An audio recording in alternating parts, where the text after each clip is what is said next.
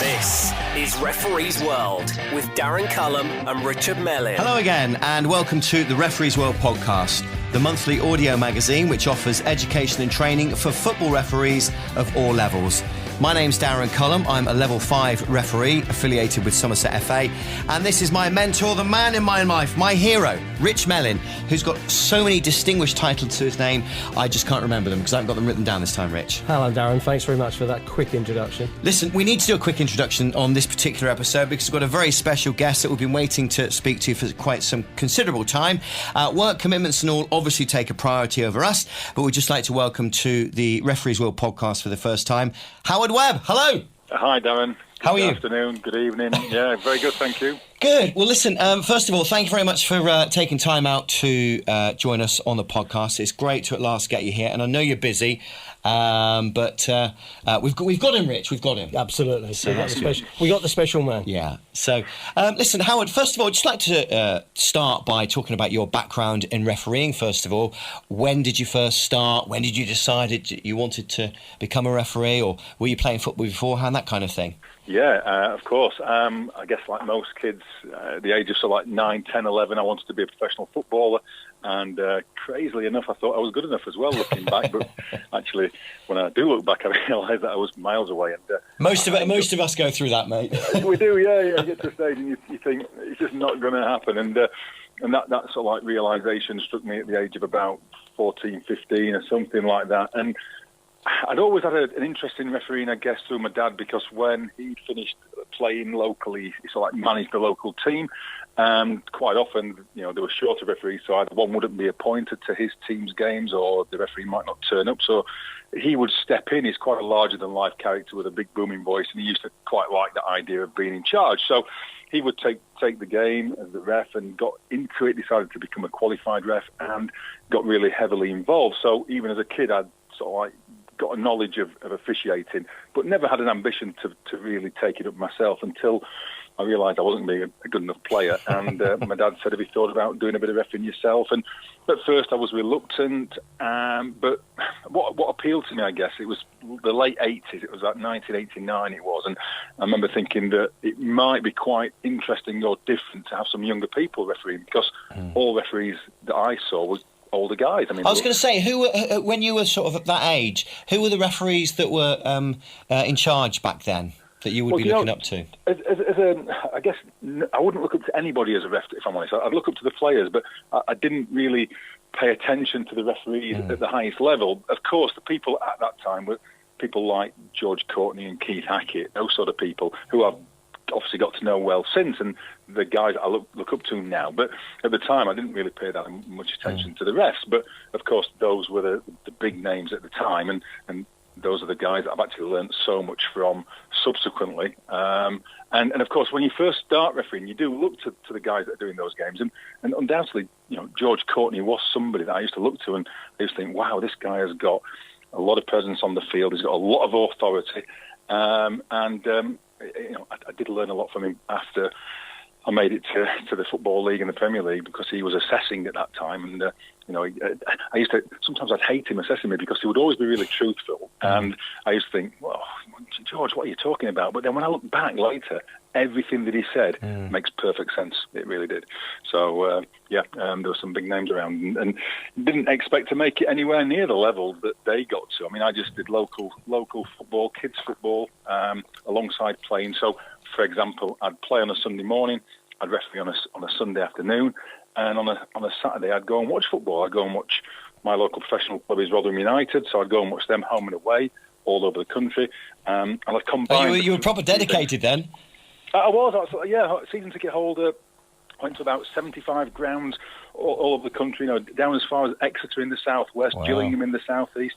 You know, on the supporters bus, and would stand on the terraces shouting at the ref as all the fans do. You must have somewhere tucked away in a dark room some pictures of you on the bus singing and howling after a win, and with all your mates and stuff. Yeah, I've got some great memories. I really have. I mean, but having said that, watching football in the 80s wasn't that pleasant. I mean, I can remember going to away grounds as a teenager and getting, shepherded off the bus by the police into the ground, and you're standing behind bars and cages and that sort of thing. And, it wasn't. You didn't get treated well as a travelling football fan, but football does something to you. It's sort of like it grabs you and hooks you, and it doesn't let you go, sort of thing. And I was just so passionate about football in any guise, watching, playing, and then officiating. And then the decision had to be made, guys, as to what do I do? Do I continue mixing these three things, the playing, the watching, and the officiating, or do I get serious about my officiating? And I realised that I'd got an opportunity to get to a good level as a ref, and therefore the first thing that went was the watching. I decided to referee on a Saturday, because in those days the only way you could progress is by refereeing Saturday football. Sunday football really was just recreational. And then I realised it's okay playing. I enjoyed playing for the local Sunday league team that I was a part of, but I realised that there wasn't a future in that either, and that I was running the risk of injury. By this time I'd become a Class 1, which would be equivalent of a Level 5 now, and I could see opportunities to make it into the non-league scene, and decided to put all my eggs in one basket and focused on the refereeing. And I'd do 4 games a weekend. I'd referee 2 on a Saturday, 2 on a Sunday.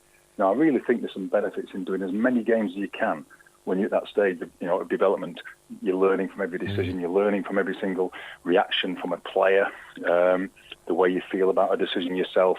Even if you don't realise it, subconsciously you're learning all the time how to conduct yourself, and you get feedback all the time. And one of the things that we often say and talk about quite a lot on the podcast is the fact that you shouldn't really take for granted every game. You're only as good as your last game, and every game is a whole new experience. So what you've just said is fairly true to the point in terms of the experiences you learn, so cram in as many games as possible. Yeah, I think so. I mean, whilst your legs are still fresh and you're young enough to do it and to recover from games and what have you, of course you have to take care of yourself physically. But, I was in my early 20s, late teens, early 20s, and was able to cope with the physical demands. And you're right, absolutely give everything to every game, because, that game at that time is the most important game in the world to the people taking part. So if you go in and just think, just do the bare minimum, all you ever do is damage your reputation. Yeah. And the way you get to the top is by building your reputation locally, and then you build it a little bit wider, and people talk about you in circles saying, this guy's a good guy, he's a good ref, or she's a good ref, and and you get a good reputation that then precedes you, because then as you turn up to a game, people have heard this name, they know that you're a decent guy who does the game justice. They expect to see a good performance, and it's amazing how people see what they expect to see. And if they've heard that you're not exactly somebody who takes it seriously, you don't give 100%, or that don't pay respect to the people involved, they'll look for like clues to support their prejudgment. So it's so important that you conduct yourself in the right way off the field, polite, respectful, give 100%. You make mistakes, but that making mistakes will follow you throughout your entire career. It's all about how you handle situations and how you manage people. And even if you're not a better decision maker than the next person, those other character traits will mean that you'll get a better ride, a better deal from the people that you're refereeing. Okay, Howard, it's Richard here. Hi, Rich. Hi. Quick question. Going back to building a reputation, what type of player were you? What position? Let's get that one sorted. I was a defender. I was just about to say, if I was going to put my money down, I would say defender. So you think you know how to tackle? Would that be a fair phrase? Yeah, I probably could. I mean, I was able to read the game fairly well. I was able to move into a position where I could intercept a pass, or I could make a decent time tackle. The thing I wasn't very keen on, even for a big guy. I mean, I grew quite a lot when I was about 14, 15. I wasn't a particularly early developer, but I went from being one of the biggest guys in junior school to one of the smaller guys in the early part of secondary school, to then becoming a big guy again. And, but for a big central defender or right-sided defender, I wasn't very good in the air. I didn't really like the physical aspect of the game, but I'd prefer to time a tackle or sort of like come forward with the ball, and I could pick a pass out the best I could with my ability. But I didn't particularly like the physical side of the game. I was respectful to the officials, I'll be honest. I wasn't a poacher turned gamekeeper. You were a tackler rather than a yapper.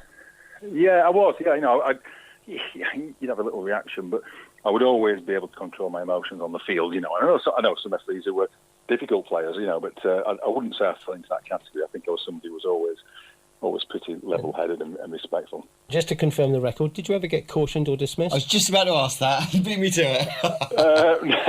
No, I don't think I ever did. Can you believe it? And maybe on one or two occasions, maybe I ought to have done. But you know, again, I think that you can sometimes, through having a good reputation for being a decent person, sometimes the referee might just think, oh well, he's a decent type. I'll not book him on this occasion. Okay, so you got your grades. You went up the ranks. What was your first league game? Tell us about that. First league game as an assistant referee was in 1996. It was Burnley against Shrewsbury Town. That was lining to a guy from Scarborough called Bill Burns, and that was August '96, and that was 6.5 years after taking my first ever game. So that's how long it took me to make it onto the Football League line.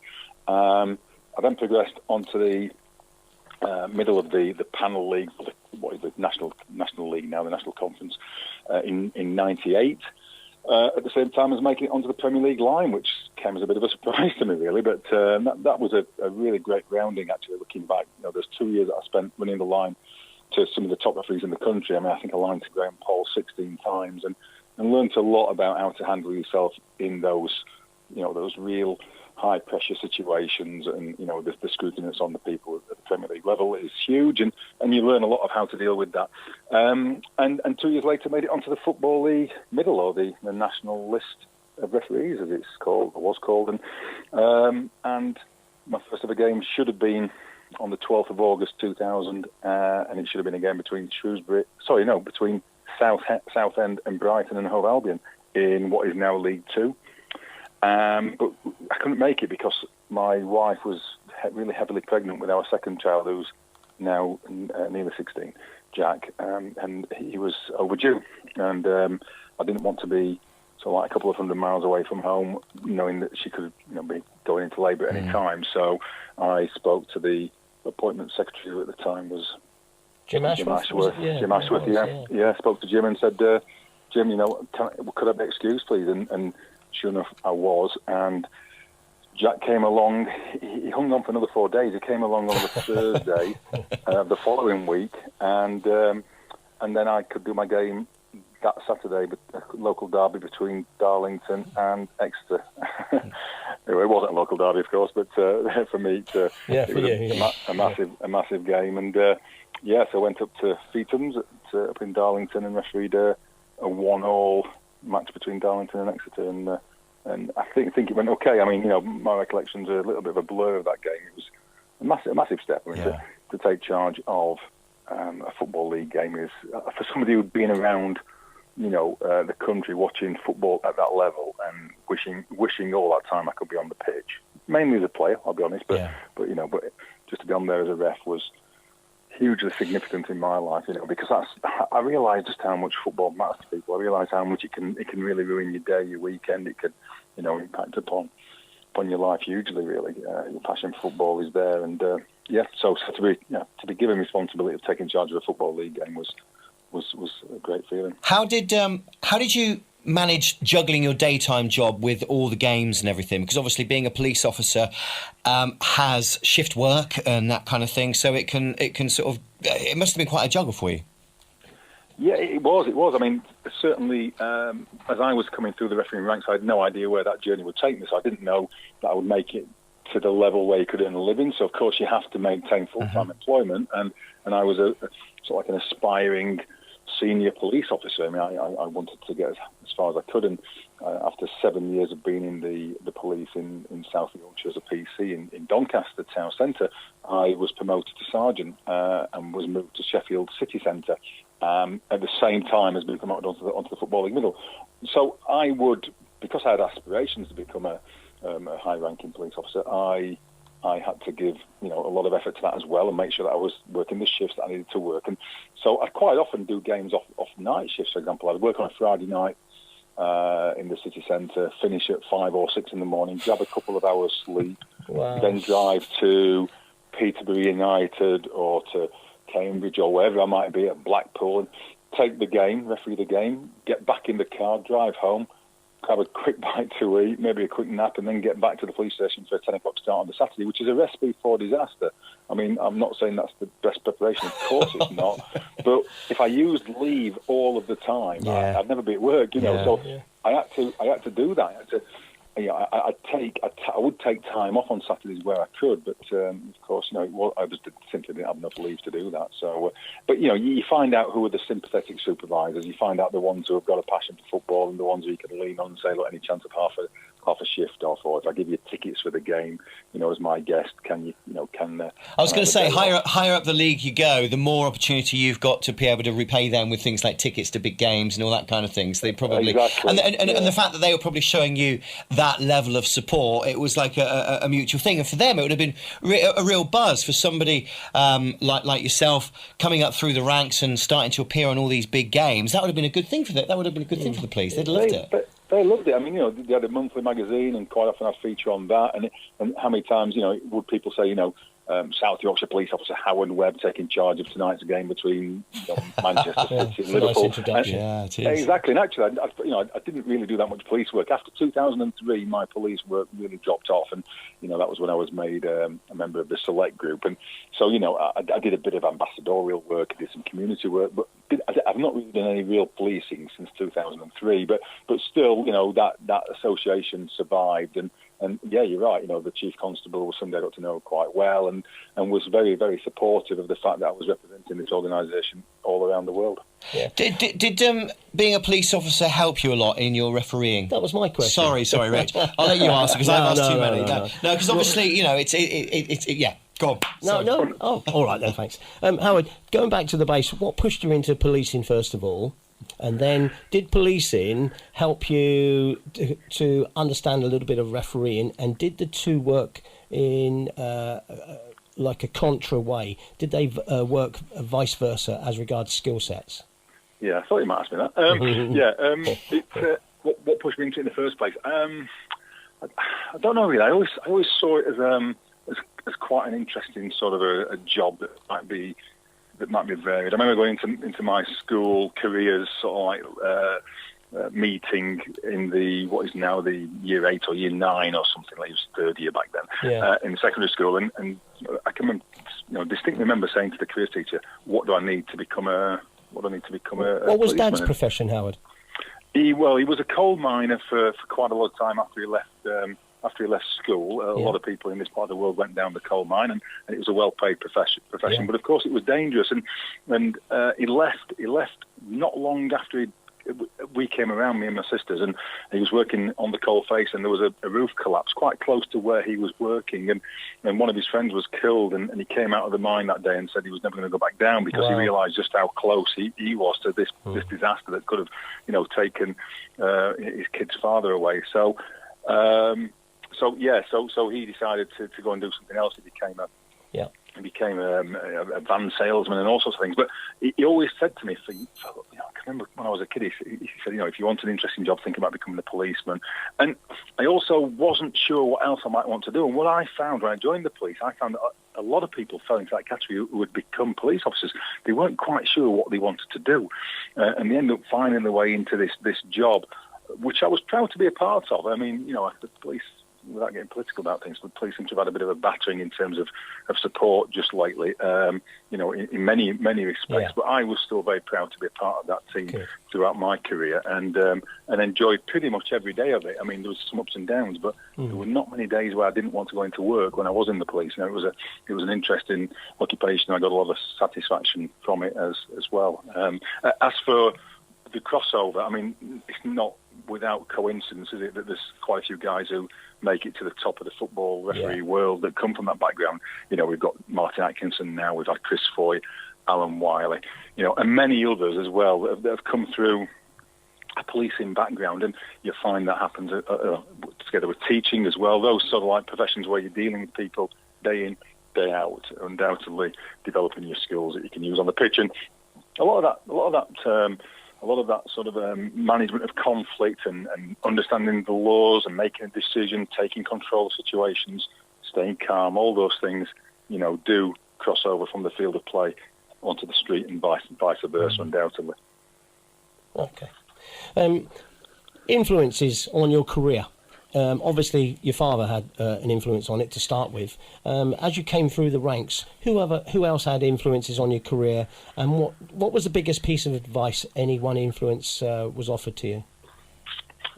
Yeah, quite a few key pivotal figures in my career. You're right, my father would have been the key one for a long time at the very start, and then as I made it onto the Football League, I was assigned various coaches, and coaches are, I think, play an important part in referee development. I mean, not only in terms of the technical development, but also that sort of like pastoral support that you get from a coach. Because, for all the referees listening, you'll have times in your career where you really feel like packing in. You'll have a bad couple of games on the bounce.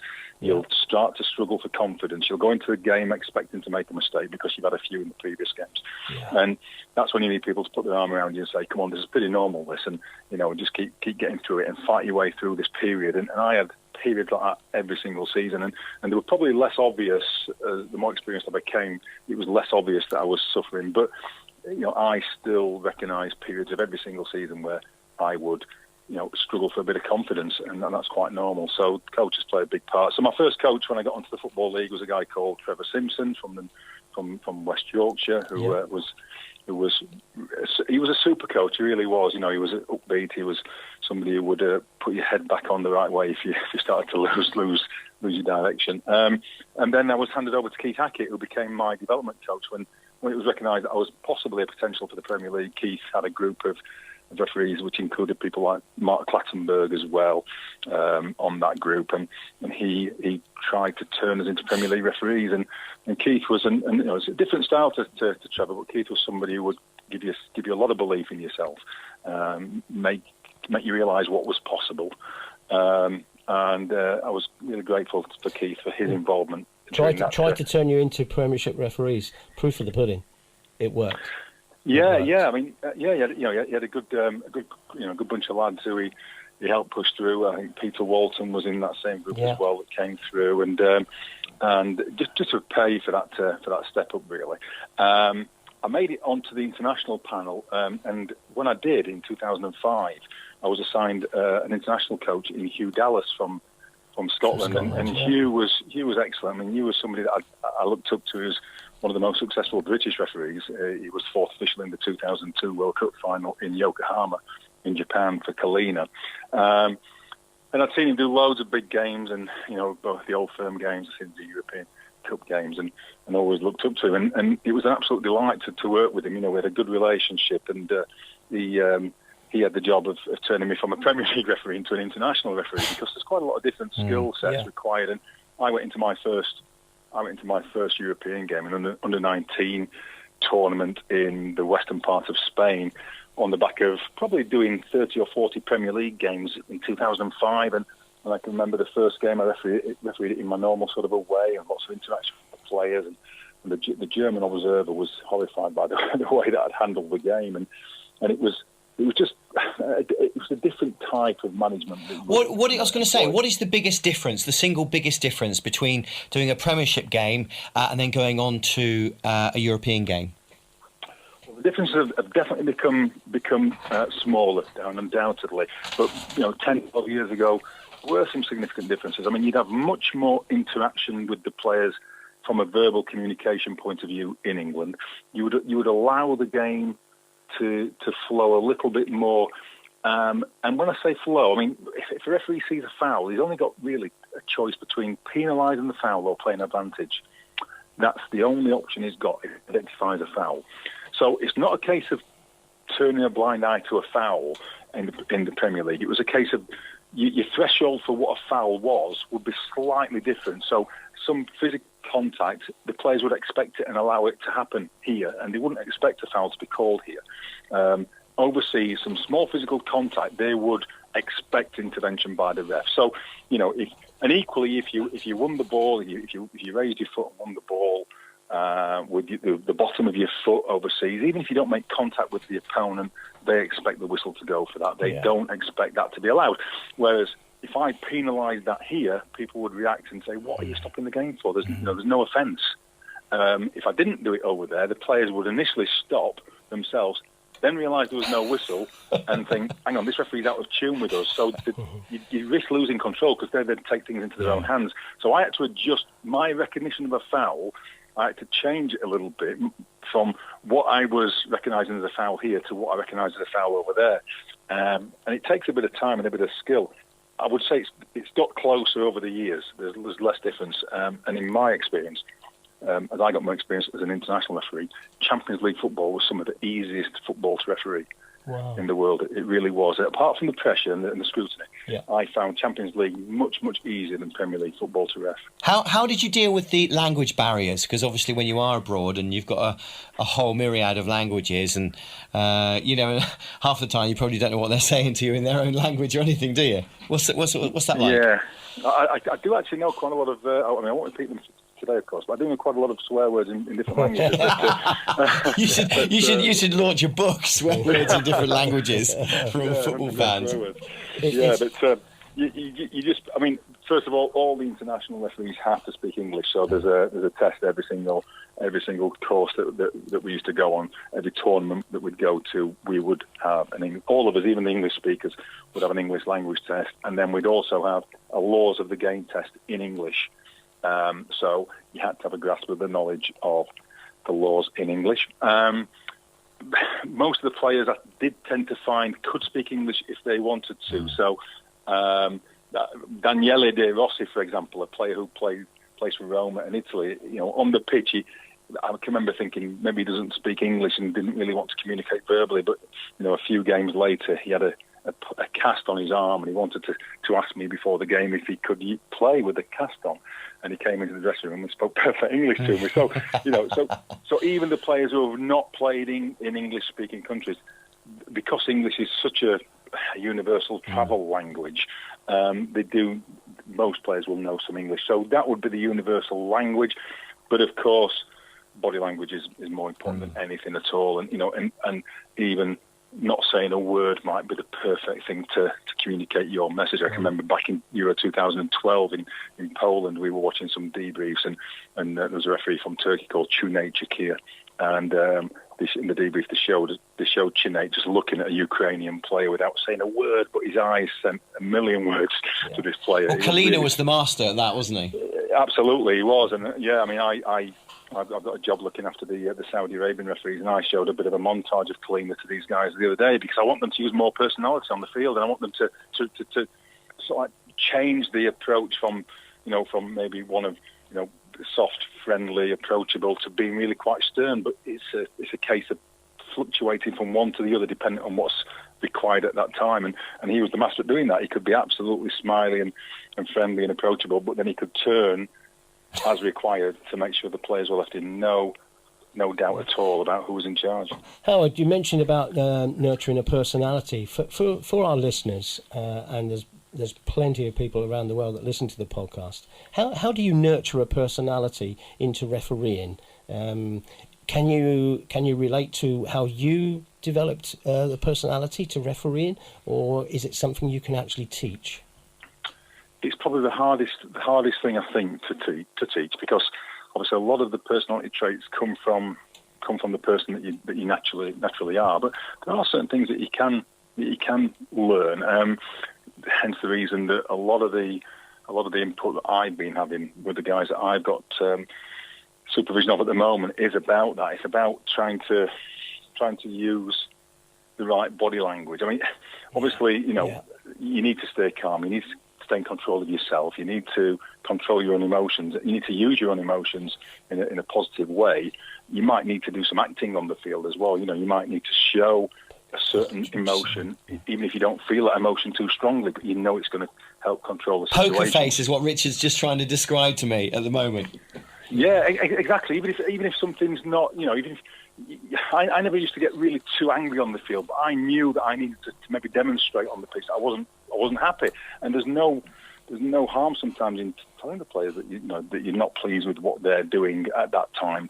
So I think getting some instruction on body language, looking at your own performances if you can on video. I used to learn an awful lot about myself by looking at how I looked from outside, because you live in your own world inside your own head, and it's difficult to know how you're perceived unless you sort of get some way of looking at yourself performing. So even if you've got no, if you're not appointed to games that are televised live, you can get some super HD video recorders nowadays, small handheld things. Just get a friend to come along and film you taking control of a game, and then watch it back, and you'll learn so much about the way that you're perceived by others.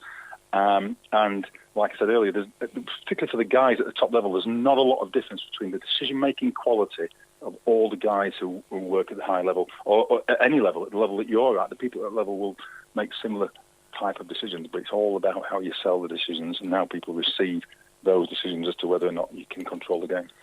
Howard, let's go towards some of the tournaments that you've refereed and the preparation that you have to put into it, personally, collectively, and everything that comes with it. I mean, we've briefly mentioned the cultural differences in refereeing, but when you go to a tournament, what sort of preparation and what setups are actually going on? Let's go back to that famous 2010 competition for you.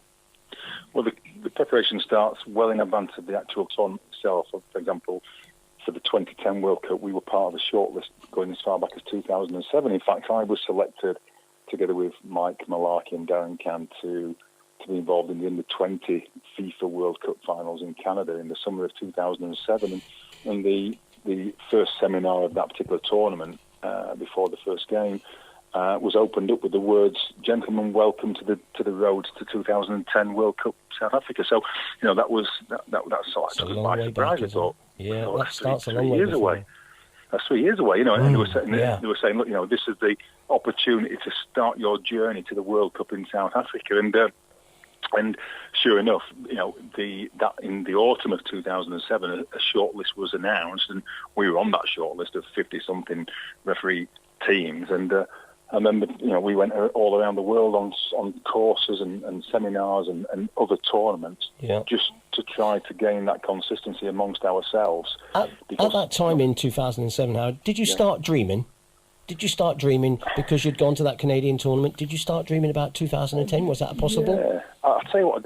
Yeah, a little bit. I mean, when those words were spoken, I'd not obviously the World Cup's coming up, but equally that that there's other people who are hoping to go to that tournament.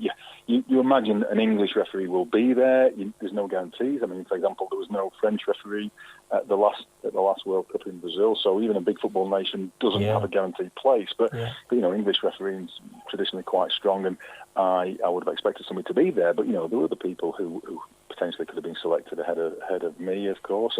But you think maybe that is a possibility.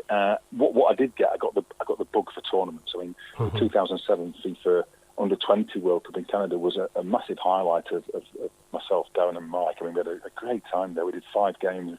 We did the opening game. We did a semi-final. We went like a dream. We just loved every moment of it, and it absolutely whetted the appetite for being involved in tournament football. And it was a great insight into what a real World Cup would be like. It was top level football, but without the acute pressure of being at a World Cup. But yeah, absolutely. And I guess many others who went to that tournament felt the same, and they couldn't all make it, but quite a few of us did. And, it was quite a nice little cohort at the time. It was my peers from that period were a strong and close knit group.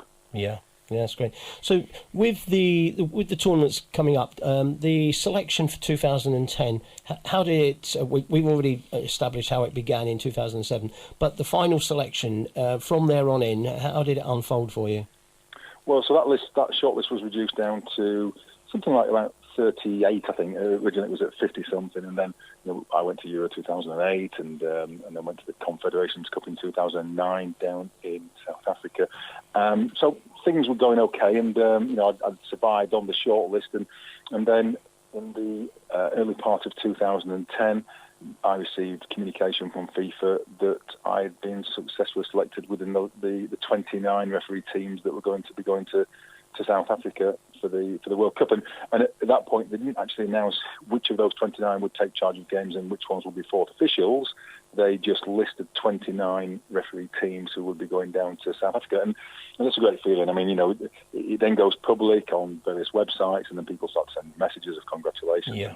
And it's at that time when your phone goes absolutely crazy, and it makes all all those miles of travelling, all those. I mean, we had an online platform that we had to go on to pretty much 5 times a week, looking at video clips, and we had to do laws of the game tests remotely. We had to submit our own video clips and make comment on them. I can remember watching the Champions League final of 2009, which I think was refereed by Massimo Busacca.